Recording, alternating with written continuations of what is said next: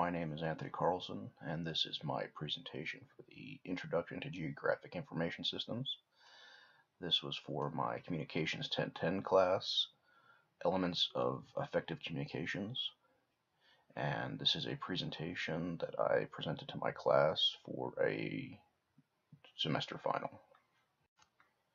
In this quick presentation, I will give you an introduction to what Geographic Information Systems are, otherwise known as GIS. You will understand what it is used for, how I have used it, and a quick outline of how the role that GIS has in all of our lives. I am a GIS student, and I also work as a GIS specialist. And through this presentation, I hope that you will gain a better understanding of what GIS is. GIS is short for Geographic Information Systems.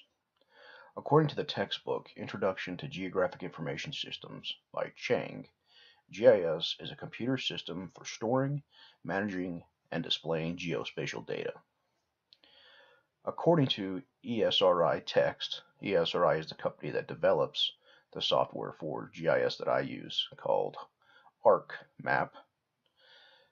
According to their training text, the top 5 benefits to using GIS software are cost saving and increased efficiency, better decision making, improved communications, better record keeping, and managing your storage geographically. To me, that's the boring view of what GIS is. To me, GIS is a way to look and study and characterize the planet Earth as a whole without borders, bias, or prejudice. In this picture, you see Earth. There's no borders, no flags, no lines on a paper like a map. You just see Earth. One planet, one people. GIS allows you to look at the world in its entirety. After you look at the planet, yes, you can manipulate a map, but it allows you to look at the planet as a whole, as a one entity, rather than split up into divisions. Through this, I have improved my ability to not see the world with bias and prejudice, but see the world as a whole in one community and one home. Here you see an image of the pyramids in Egypt from the satellite. GIS allows us to see the world almost through the eyes of a god, because you're looking at it from the satellite. But GIS isn't just satellites, it's also cell phones and cameras and global positioning systems. Many different things. It even comes down to ground surveying. It's all tied into geospatial data and geographic information systems. In this picture, you can see the tops of the pyramids. A person like myself sees different things, like you can see where civilization ends and the excavating begins, the spaces between the pyramids, how there might be subtle changes, different sides of socioeconomical data that can be logged and tracked through these images.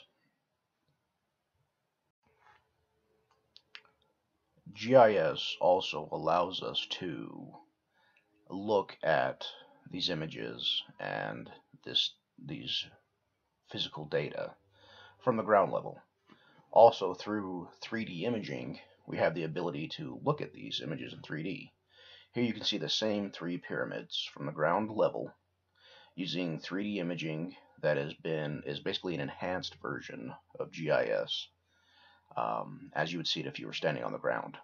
This helps us GIS individuals through using Google Earth or Google Maps or ArcGIS like myself to see the ground level, so that we can better identify what it is that we're looking at to best log the information that we can.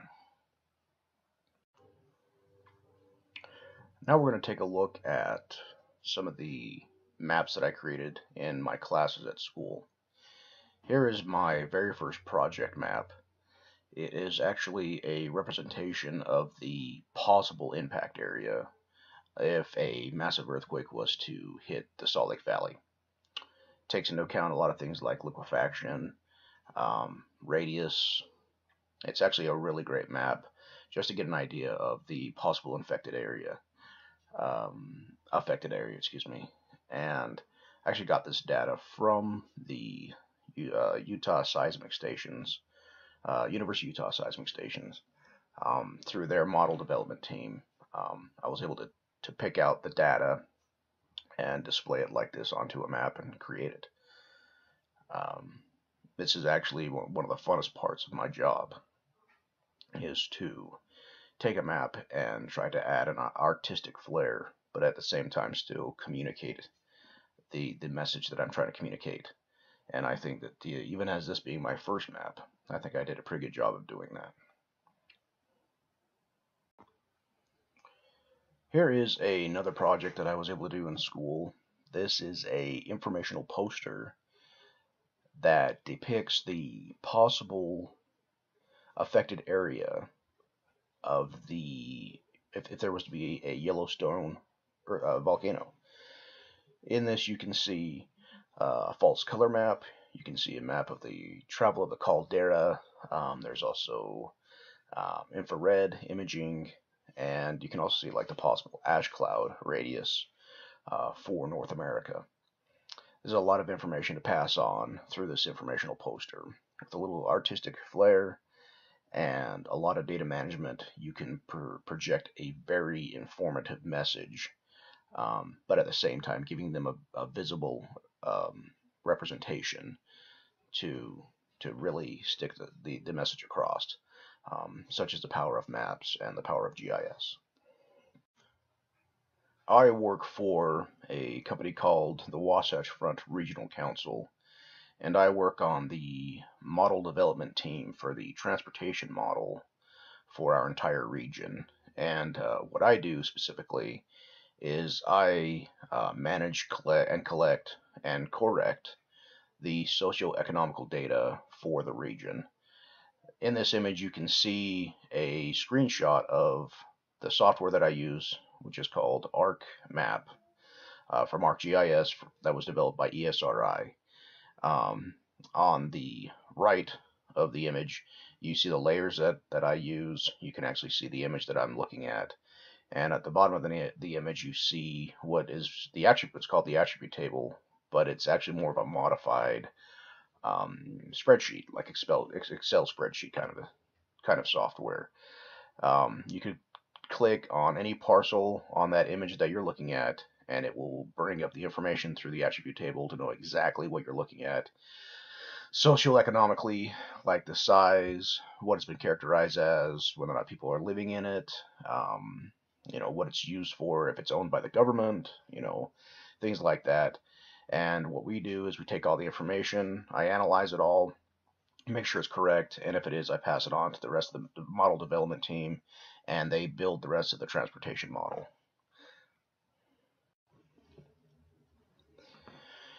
Here you can see one of the scenario plans from the Wasatch Front Regional Council.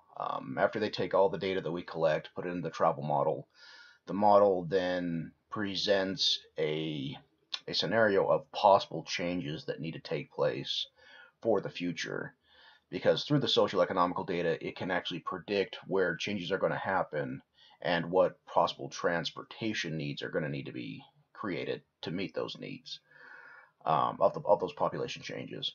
And basically, what you're looking at is a map of colored roads, and wherever there's a colored road is basically that's a road that needs to be changed, or a brand new road that does not even exist yet. So it's a highly effective model, makes a massive impact in the region and in people's lives. And you can see this is just one really awesome way that GIS can impact the world and how important it is to have GIS in our lives. So in conclusion, GIS is a way to look at, study, and characterize the planet Earth as a whole without borders, bias, or prejudice. As a GIS student, I have had the chance to build some really great informational posters And in my work with the Wasatch Front Regional Council, I have been able to be a part of a really progressive and helpful travel model team that will have a major impact on the travel needs of the future in my region. I've shown you what GIS is, how it relates to our lives, and how even those of you watching this who have a cell phone are feeding GIS information to somebody that is being cataloged and collated right now. So even you are a part of GIS and you don't know it. If you take anything from this presentation, take this part. Here's the same image that I've shown you from the beginning of the presentation. And you probably look at it just a little bit differently than you did before. And that's very good. What you should take from this is that when you see the planet, don't look at it like you're looking at a map where there's these lines and borders and representations that are put into place for control and to dictate where something begins and something ends. We are all on Earth, and this is our home. It's one planet, it's one entity, and one community. And through GIS, I have learned that bias and prejudice is something that is not necessary in life.